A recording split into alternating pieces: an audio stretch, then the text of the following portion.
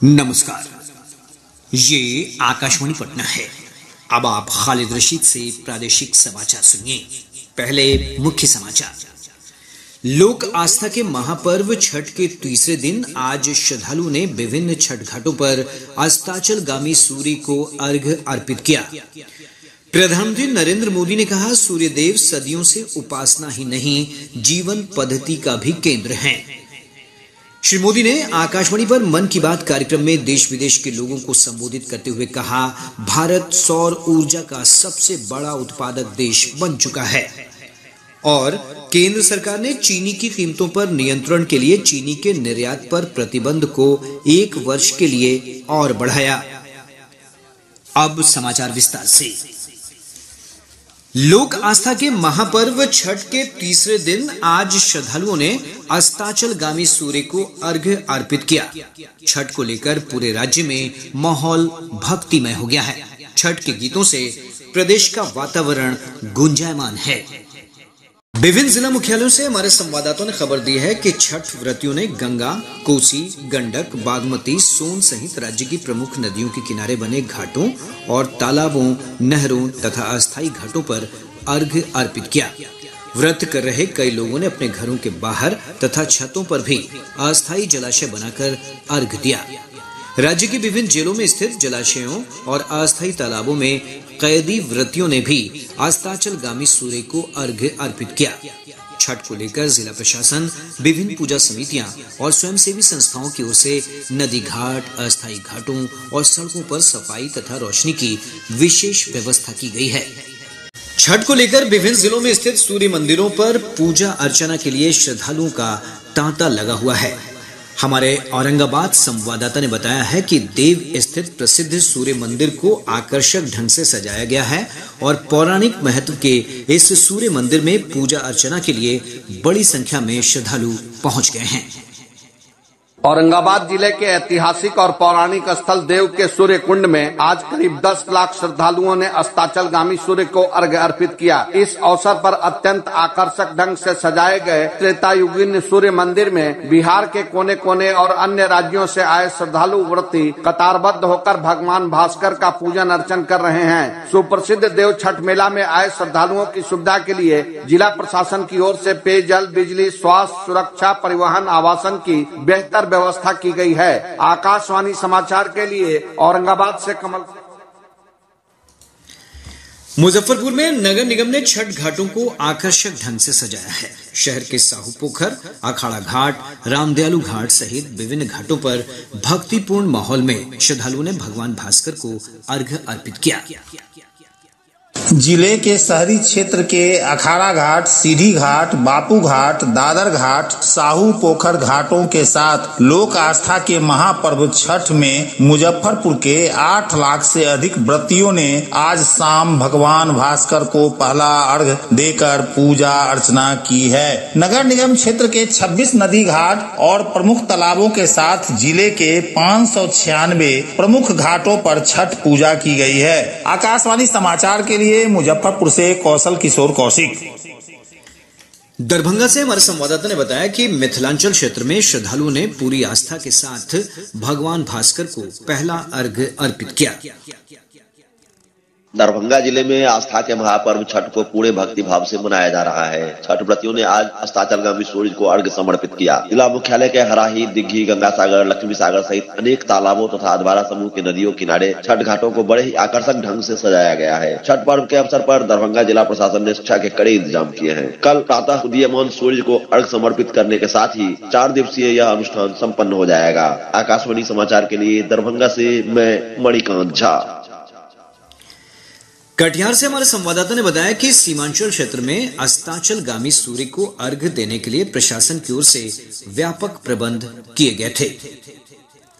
कटिहार में 588 घाटों पर आज लाखों की संख्या में श्रद्धालुओं ने अस्ताचलगामी भगवान भास्कर को अर्घ्य अर्पित किया। साथ ही श्रद्धालुओं ने अपने अपने घरों में भी कृत्रिम जलाशय बनाकर भगवान भास्कर को अर्घ्य दिया। अर्घ्य के दौरान सभी घाटों पर सुरक्षा के पूर्ण इंतजाम किए गए थे। आकाशवाणी समाचार के लिए कटिहार से कुमार मुकेश चौधरी। पटना जिले में बाढ़ स्थित पुण्यार्क मंदिर, मसौढ़ी अनुमंडल स्थित सूर्य मंदिर, दुल्हिन बाजार के उलार्क, शेखपुरा के हथियावा और तेउस गांव स्थित सूर्य मंदिर, बक्सर के रामरेखा घाट, नवादा जिले के हड़िया स्थित द्वापर युगीन सूर्य मंदिर, गया में दक्षिणार्क सूर्य देवालय और नालंदा जिले में बड़गांव के बालार्क तथा ओंगारी गांव स्थित अंगार्क सूर्य मंदिर में स्थानीय व्रतियों सहित अन्य राज्यों से भी बड़ी संख्या में श्रद्धालुओं ने भगवान भास्कर को अर्घ्य दिया। कल सुबह उगते सूर्य को अर्घ्य अर्पित करने के साथ ही 4 दिवसीय महापर्व संपन्न हो जाएगा। राष्ट्रपति द्रौपदी मुर्मू, उपराष्ट्रपति जगदीप धनखड़, प्रधानमंत्री नरेंद्र मोदी और केंद्रीय गृह मंत्री अमित शाह ने छठ पूजा के अवसर पर देशवासियों और विदेश में रह रहे भारतवासियों को बधाई दी है। राष्ट्रपति ने अपने संदेश में कहा कि छठ पूजा प्रकृति के प्रति श्रद्धा, सद्भाव और कृतज्ञता व्यक्त करने का अवसर है। प्रधानमंत्री ने कहा कि आज देश के कई भागों में छठ का पर्व मनाया जा रहा है। इस पर्व के आने पर सामुदायिक स्तर पर सड़क, नदी, घाट, पानी के विभिन्न स्रोत सबकी सफाई होती है। श्री मोदी ने कहा कि यह पर्व एक भारत श्रेष्ठ भारत का भी उदाहरण है। आज देश के कई हिस्सों में सूर्य उपासना का महापर्व छठ मनाया जा रहा है। छठ पर्व का हिस्सा बनने के लिए लाखों श्रद्धालु अपने गांव, अपने घर, अपने परिवार के बीच पहुंचे हैं। मेरी प्रार्थना है कि छठ मैया सबकी समृद्धि, सबके कल्याण का आशीर्वाद दे। केंद्रीय गृह मंत्री अमित शाह ने सूर्य उपासना के पर्व छठ के पावन अवसर पर देशवासियों को बधाई दी है। अपने ट्वीट संदेश में श्री शाह ने छठी मैया की कृपा से सबके लिए प्रसन्नता, सुख, शांति और स्वास्थ्य की कामना की। राज्यपाल फागू चौहान ने अपने शुभकामना संदेश में कहा कि ये पर्व हमें आत्मशुद्धि, मन की निर्मलता और शारीरिक, मानसिक तथा लोक व्यवहार में अनुशासन बनाए रखने की प्रेरणा देता है। मुख्यमंत्री नीतीश कुमार ने कहा कि छठ पर्व लोक आस्था एवं जन संस्कृति का एक महापर्व है। उप मुख्यमंत्री तेजस्वी प्रसाद यादव, भाजपा के प्रदेश अध्यक्ष डॉक्टर संजय जायसवाल और कांग्रेस के प्रदेश अध्यक्ष मदन मोहन झा सहित अन्य गणमान्य लोगों ने भी छठ पर्व पर प्रदेशवासियों को शुभकामनाएं दी हैं। मौसम विभाग ने लोक आस्था के महापर्व छठ के दौरान राज्य के विभिन्न जिलों में कल सूर्योदय के समय की जानकारी दी है। छठ महापर्व के प्रातःकालीन अर्घ्य के दिन सूर्योदय का समय पटना 5:57, गया 5:56, भागलपुर 5:49, मुजफ्फरपुर 5:57, पूर्णिया 5:48, कटिहार 5:47, अररिया 5:48 एवं किशनगंज 5:46।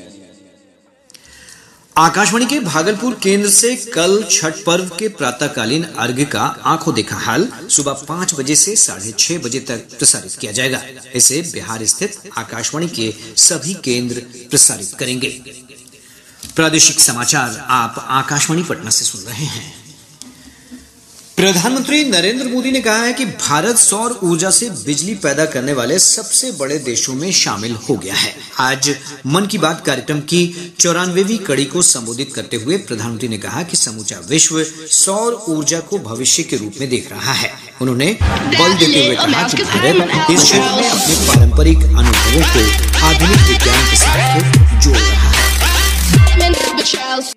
सूर्य देव का ये वरदान है सौर ऊर्जा, सोलर एनर्जी आज एक ऐसा विषय है जिसमें पूरी दुनिया अपना भविष्य देख रही है और भारत के लिए तो सूर्य देव सदियों से उपासना ही नहीं, जीवन पद्धति के भी केंद्र में रह रहे हैं। भारत आज अपने पारंपरिक अनुभवों को आधुनिक विज्ञान से जोड़ रहा है, तभी आज हम सौर ऊर्जा से बिजली बनाने वाले सबसे बड़े देशों में शामिल हो गए हैं। सौर ऊर्जा से कैसे हमारे देश के गरीब और मध्यम वर्ग के जीवन में बदलाव आ रहा है, वो भी अध्ययन का विषय है।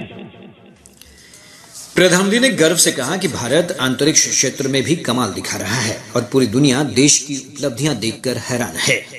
उन्होंने कहा कि भारत ने एक साथ 36 सैटेलाइट अंतरिक्ष में स्थापित किए हैं और ये सफलता दिवाली से एक दिन पहले प्राप्त हुई है। उन्होंने कहा कि इस प्रक्षेपण के साथ ही भारत अंतरिक्ष के वैश्विक वाणिज्यिक बाजार में एक मजबूत खिलाड़ी बनकर उभरा है और इससे अंतरिक्ष के क्षेत्र में भारत के लिए अवसरों के नए द्वार भी खुले हैं।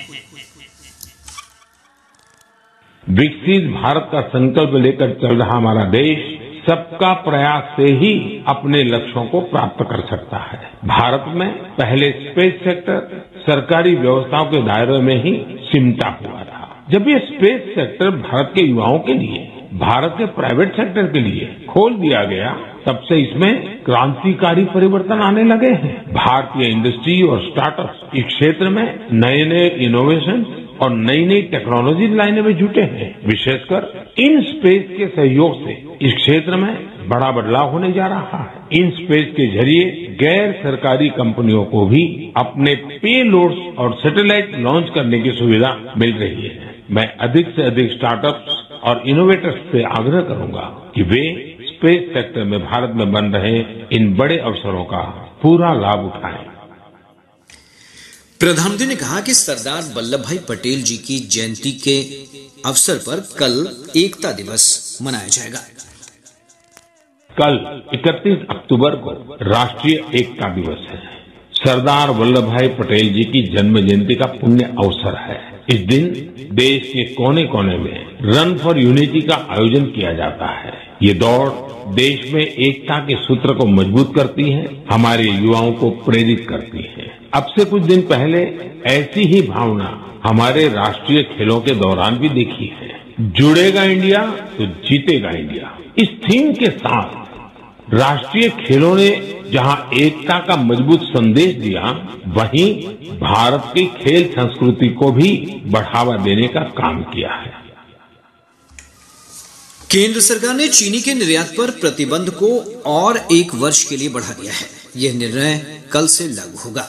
घरेलू बाजारों में चीनी की उपलब्धता बढ़ाने और कीमतों पर नियंत्रण के लिए यह निर्णय लिया गया है। विदेश व्यापार महानिदेशालय ने एक अधिसूचना में कहा कि चीनी के निर्यात पर प्रतिबंध अगले वर्ष 31 अक्टूबर तक लागू रहेगा। यूरोपीय संघ और अमेरिका को चीनी निर्यात पर यह पाबंदी लागू नहीं होगी। केंद्रीय शिक्षक पात्रता परीक्षा सीटीईटी के लिए आवेदन पत्र कल से लिए जाएंगे। छात्र 24 नवंबर तक ऑनलाइन आवेदन कर सकेंगे। सीबीएसई के अनुसार सामान्य और पिछड़ा वर्ग के अभ्यर्थियों को दोनों पेपर के लिए 1200 रुपए का शुल्क देना होगा। परीक्षा का आयोजन दिसंबर या जनवरी महीने में किए जाने की संभावना है। समस्तीपुर जिले के हलई थाना क्षेत्र के बरुना पुल के पास आज पानी भरे गड्ढे में डूबने से 2 युवकों की मौत हो गई। और अब अंत में मुख्य समाचार एक बार फिर। लोक आस्था के महापर्व छठ के तीसरे दिन आज श्रद्धालुओं ने विभिन्न छठ घाटों पर अस्ताचलगामी सूर्य को अर्घ्य अर्पित किया। प्रधानमंत्री नरेंद्र मोदी ने कहा, सूर्य देव सदियों से उपासना ही नहीं, जीवन पद्धति का भी केंद्र हैं।